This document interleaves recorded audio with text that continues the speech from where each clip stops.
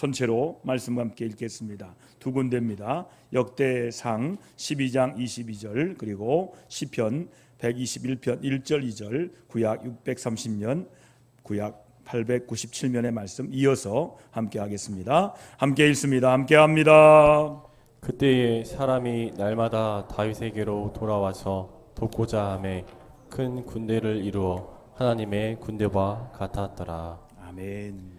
내가 산을 향하여 눈을 들리라. 나의 도움이 어디서 올까? 나의 도움은 천지를 지으신 여호와에게서로다. 아멘. 이는 살아계신 하나님 말씀입니다. 자리에 앉으시기 바랍니다. 우리가 살아가면서 반드시 해야 할 여행이 있습니다. 그 여행은 바로 머리에서부터 가슴까지 오는 여행입니다. 마음의 여행이라고 합니다. 이 여행을 다른 말로 말하면 나를 찾아 떠나는 여행입니다. 내 안에서 여행이 시작되는 거예요. 내 생각과 내 느낌이 만나는 거죠. 내가 생각한 생각이 바른 생각이 아니라는 거죠. 내가 느낀 느낌이 바른 느낌이 아니라는 거예요. 그래서 이 여행을 통해서 많은 사람이 눈물을 흘리게 됩니다. 나를 찾아 떠나는 여행. 우리는 지금 여행 중에 있습니다. 이 지구가 자전과 공전을 통해서 지금도 여행 중입니다. 함께 해볼까요? 우리 여행 중입니다. 여러분, 우리 오늘 주일도 나를 찾아 떠나는 하루 여행길 되기를 주의 이름으로 축원합니다. 인생 여행길에서 사람들을 만납니다. 그리고 풍경을 만납니다. 그런데 정작 나 자신을 내가 만나지 못한 여행은 피곤만 할지 피곤만 계속 밀려옵니다. 여행 갔다 오면 집이 좋지, 집 떠나면 고생하면서 피곤함만 가득해요. 여러분, 영국의 문인인 브루크가 여행을 좋아합니다. 그래서 미국 여행을 떠나게 되었어요. 부두에서 전송객이 많이 있는 것을 보면서 나를 위한 전송객 하나도 없구나 하면서 서운한 느낌을 든 그가 놀고 있는 아이를 불러요. 그리고 이렇게 부탁합니다. 얘야, 내가 너에게 6실링을 줄 테니까 내가 저 배를 타고 갈 때 나를 향해서 나를 보고 손을 좀 흔들어 주렴. 그래서 그 아이와 거래합니다. 이후에 6실링 받은 어린아이는 열심히 손을 흔듭니다. 아저씨 고마워요. 아저씨 또 놀러와요. 손을 흔들면서 막 환영합니다. 그러나 브루크는 그 장면을 보고 이렇게 혼잣말로 중얼거립니다. 돈 받고 흔드는 손을 보고 나는 더욱 외로움을 느끼게 되었다. 더 고독해졌다. 현대인의 고질적인 병이 있습니다. 그것은 바로 외로움입니다. 내 주변에 사람들이 많이 있더라도 정작 나를 이해하는 사람은 찾기 어렵습니다. 많은 사람들이 만나고 거래처를 만나고, 오늘 의원님 말했지만 하루에 몇 분 만나요? 굉장히 만나지요. 악수하면서 만나면서 사람들을 만납니다. 그 만남 속에서 고독감이 해소되지 않습니다. 현대인들은 바쁜 삶 속에서 홀로 남은 듯한 고독감으로 힘들어합니다. WHO 조사에 의하면 2021년 7월에 사회적 고립감 그리고 외로움에 대한 보고서를 발표했습니다. 이 보고서에 의하면 3명 중에 1명은 사회적 고립감과 외로움을 경험하고 있다라고 말했습니다. 또 사회적 외로움은 사회활동과 개인 건강과 경제에 부정적인 영향을 미치는 것으로 나타났습니다. 외로움은 현대인의 질병인 동시에 특별히 고난을 겪고 있는 사람들에게 더 힘들게 다가옵니다. 여러분, 사람이 고난을 겪으면 주변의 사람들이 그 곁을 떠나기 마련이에요. 나와 함께 할 줄 알았는데 내가 힘들면 떠나가더라고요. 그동안 함께했던 사람들, 지인들조차 연락이 오지 않을 때가 있다는 거예요. 고난 속에서 찾아온 더 큰 아픔은 바로 외로움이에요. 외로움은 마치 상처난 곳을 다시 찌른 듯한 고통을 그 자체입니다. 함께하는 사람이 없다는 외로움과 고독은 우리의 삶을 더욱 힘들게 합니다. 이러한 외로움을 오늘 성경의 한 인물도 겪고 있었습니다. 그는 쫓기고 있는 다윗입니다. 다윗은 한때 이스라엘의 영웅이었습니다. 골리앗을 때려 눕힙니다. 그 큰 키에 있는 골리앗을 물맷돌로 팍 넘어뜨립니다. 이스라엘의 최고의 장수가 되었지요. 그러나 이해할 수 없는 상황이 그를 엄습해 왔습니다. 이스라엘의 왕이신 장인 어른인 사울의 질투가 시작된 것입니다. 다윗 전쟁에서 계속 승리하자 이스라엘 여인들이 이런 노래를 불렀습니다. 사울이 죽은 자는 천천히요, 다윗이 죽인 자는 만만히로다. 여인들의 노래는 사울왕의 귀까지 들려와요. 그의 마음을 흔들어 놓았습니다. 사울은 자신보다 다윗을 추앙하는 백성들의 노래소리를 들었습니다. 그 노래소리로 사울의 마음은 더 불안해졌습니다. 사울은 다윗을 죽이는 계획을 세웁니다. 그는 다윗에게 창을 던집니다. 한밤중에 다윗의 집을 엄습하고 급습하게 했습니다. 다윗은 결국 이스라엘에서 도망쳤고 광야를 도피처로 삼았습니다. 광야에서도 사울왕의 끊임없는 추격전은 계속되었습니다. 사울은 광야 곳곳을 뒤지면서 다윗을 찾기에 혈안이 되었습니다. 사울왕의 첫 번째 정책이 뭡니까? 다윗 죽이기입니다. 다윗을 죽여야 내가 안전하다.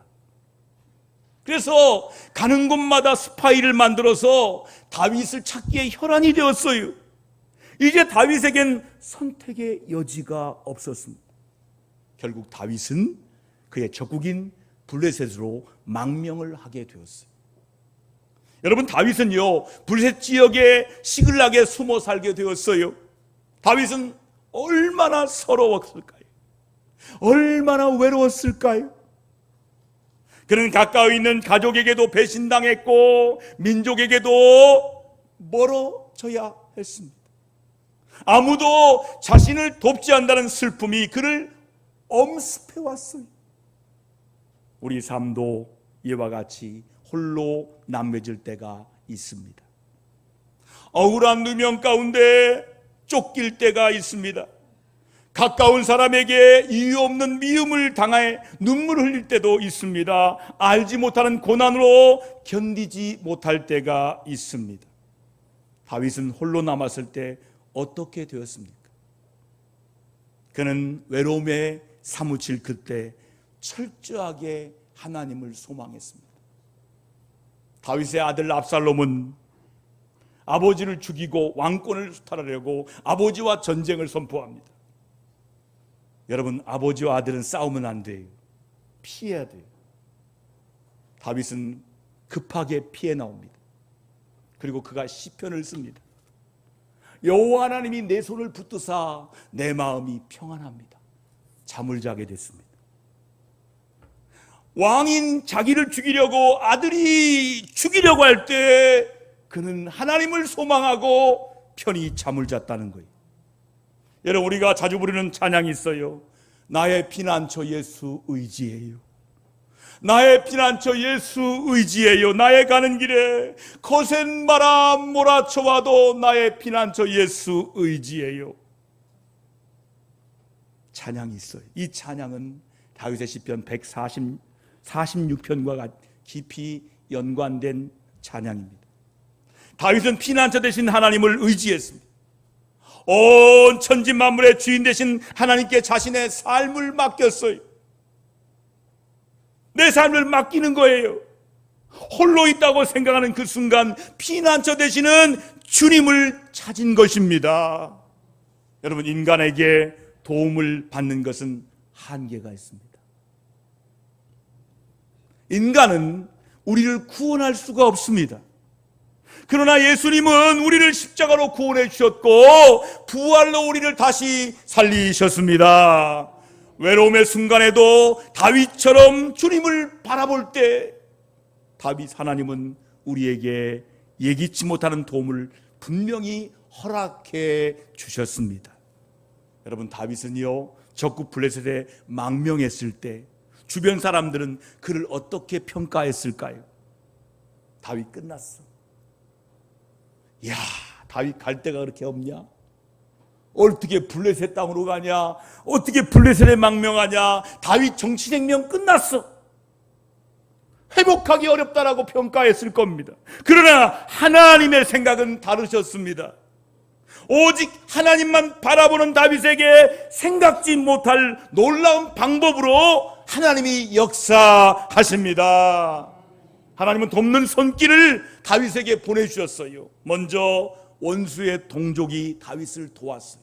자, 오늘 말씀 보겠습니다. 역대상 12장 1절 2절 함께 말씀으로 확인합니다. 함께 읽습니다. 다윗이 기스의 아들 사울로 말미암아 시글락에 숨어 있을 때에 그에게 와서 싸움을 도운 용사 중에 든 자가 있었으니 그들은 활을 가지며 좌우 손을 놀려 물매도 던지며 화살도 쏘는 자요 베냐민 지파 사울의 동족인데 그 이름은 이러하니라. 여러분, 누가 다윗을 도왔습니까? 베냐민 지파가 다윗을 도왔어요. 여러분, 베냐민 지파는 다윗의 원수인 사울 왕의 동족입니다. 다윗을 가장 힘들게 하는 그 사울의 동족, 즉 베냐민 지파 사람들이 다윗을 돕기 시작한 것입니다. 여러분, 하나님이 역사하시면요, 원수의 동족도 우리를 돕게 됩니다. 우리는 때로 삶을 살아가다 보면 오해를 당합니다. 안 될 것 같고 막힐 것 같고 쓰러질 것 같아도 하나님은 전혀 예상치 못한 능력으로 우리에게 역사하십니다. 우리에게 원수를 통해서라도 다시 일어나는 은혜를 허락해 주십니다. 여러분, 뭘 좋아합니까? 저는 영화를 좋아했습니다. 아마 지금까지 본 영화가 영화극장, 명화극장, 또 토요명화, 주말의 명화 합치고 또 극장에서 본 영화 보면 제가 아마 1000편은 넘게 봤을 거예요. 한때는 제가 영화 평론가가 되려는 마음까지 가졌습니다. 영화를 너무 좋아했어. 본 영화 중에 기억나는 영화가 있습니다. 쉰들러 리스트. 여러분도 보았지요? 그 영화를 통해서 제2차 세계대전 오스카 쉰들러라는 독일인이 있었습니다. 이 독일인은 쉰들러는 당시에 유대인이 경영하는 그릇 공장을 인수했습니다. 쉰들러는 공장을 인수하기 위해서 나치 당원이 되었습니다. 독일군에게 뇌물을 바치는 등 가진 방법을 다 동원했습니다. 쉰들러는 유대인들의 적이었습니다. 냉혹한 기회주의였던 쉰들러는 유대인 회계사인 스턴과 친분을 맺으면서 유대인의 대량 학살의 실태를 보고 듣게 됩니다. 이렇게 많은 유대인이 죽다니 보고 들으면서 그의 마음이 흔들리기 시작했어요. 마침내 그는 강제 수용소가 끌려가 죽음을 맞게 될 유대인들을 구원해내기로 결심합니다. 그는 독일군 장교와 거래를 맺어 유대인들을 구원하기에 긴밀히 움직였습니다. 그는 쉰들러 리스트, 즉 구해낼 유대인의 명단을 만듭니다. 그리고 마침내 1100명의 유대인을 구해냈습니다. 하나님은 쉰들러를 변화시키셨습니다. 그리고 원수의 동족이었던 쉰들러가 오히려 유대인을 구해내게 하셨습니다. 우리 삶도 마찬가지입니다. 우리와 원수와 같은 사람들 통해서 하나님은 역사해 주십니다. 홀로라고 생각할 때 하나님은 예기치 못한 뜻밖의 도움을 통해 은혜를 주심을 믿으시길 바랍니다. 두 번째 도움은 먼 곳에서부터 다윗을 도왔어요. 자, 말씀 확인합니다. 역대상 12장 8절 9절 함께 읽습니다. 함께 합니다. 갓 사람 중에서 광야에 있는 요새에 이르러 다윗에게 돌아온 자가 있었으니 다 용사요 싸움에 익숙하여 방패와 창을 능히 쓰는 자라. 그의 얼굴은 사자 같고 빠르기는 산의 사슴과 같으니. 아멘입니까? 하나님은 갓지파에서도 다윗을 돕는 사람들을 일으켰어요. 갓지파는 어디에 있습니까? 요단 동편에 있어요. 지금의 요르단에. 다윗이 머물렀던 곳이 어디입니까? 시글락 지역, 요단 서편의 끝 지역입니다. 꽤 먼 지역에 사는 사람들입니다. 그러나 하나님은 다윗으로부터 먼 곳에 있는 그 사람들을 불러주셨어요. 방패와 창을 능히 쓰며 사자와 사자의 용맹함과 사슴의 빠르기를 가진 사람들을 하나님이 보내주셨어요. 여러분, 우리는 시공간을 한계를 갖고 있습니다. 시차가 있잖아요. 이탈리아와 시차는 7시간입니다. 우리가 지금 이탈리아보다 시간이 빠른 거지. 여러분, 시차를 경험해 보았습니까? 우리는 시간과 공간의 한계를 경험하고 있어요. 그러나 하나님은 그렇지 않아요. 하나님은 시간과 공간을 뛰어넘는 전능하신 분이십니다. 전지전능하신 능력자이십니다. 지구 반대편에 사는 사람이 우리를 위해 기도할지라도 하나님은 그 기도에 응답하시는 분이십니다. 요단강 저 멀리 동편에 있는 사람들이 다윗을 도왔어요. 우리도 홀로 있을 때 저 멀리 있는 사람들이 우리를 돕는 것입니다. 누군가 널 위해 기도하래.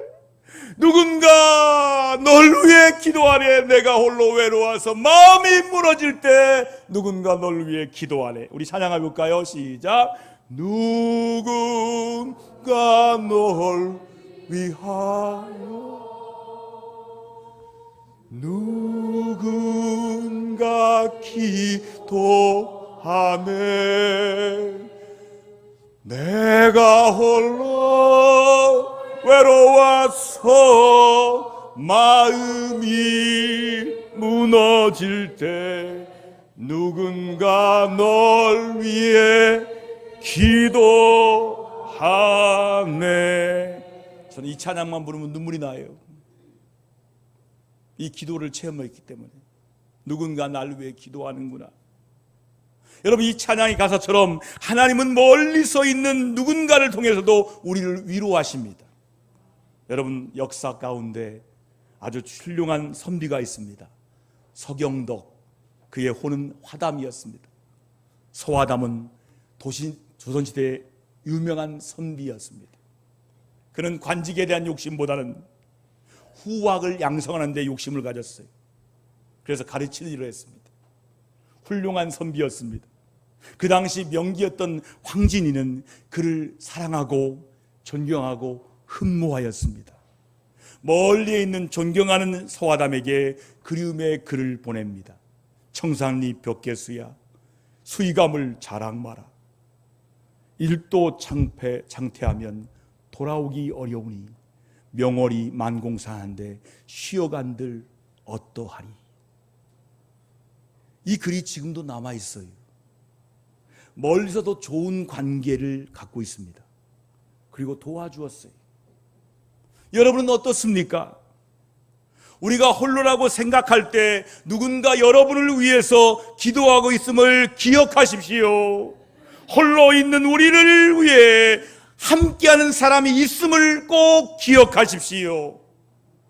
그 무엇보다도 여러분의 작은 신음에도 응답하시는 주님의 계심을 잊지 마시기를 바랍니다. 마지막 세 번째로 하나님은 다윗에게 피할 길을 열어 도와주셨습니다. 자, 말씀으로 확인합니다. 역대상 12장 19절 말씀을 함께 읽습니다. 함께 합니다. 다윗이 전에 블레셋 사람들과 함께 가서 사울을 치려 할 때에 므낫세 지파에서 두어 사람이 다윗에게 돌아왔으니 다윗 등이 블레셋 사람을 돕지 못하였음은 블레셋 사람들의 방백이 서로 의논하고 보내며 이르기를 그가 그의 왕 사울에게로 돌아가리니 우리 머리가 위태할까 하노라 함이라. 여러분, 다윗에게 므낫세 사람들도 도우러 왔습니다. 다윗에게 베냐민 지파도 도왔고 갓 지파도 도왔고 므낫세 지파 사람들도 도우러 왔어요. 므낫세 지파 사람들도 다윗에게 돌아왔을 때 다윗은 얼마나 큰 힘이 되었을까요? 천군만마가 되었습니다. 그런데 그때 다윗은 위기의 사건을 맞게 됩니다. 그 사건은 바로 블레셋과 이스라엘의 전쟁이었습니다. 다윗이 망명하고 있는 블레셋과 자신의 국가인 이스라엘이 전쟁하게 된 것입니다. 그리고 블레셋 왕은 그 전투에 다윗이 동참하라고 명령합니다. 쉽게 우리 예를 한번 들어봅시다. 지금 많이 유행하고 있는 말, 고 홍범도 장군님이 왜 소련에 망명했을까? 왜 공산당에 들어갔을까?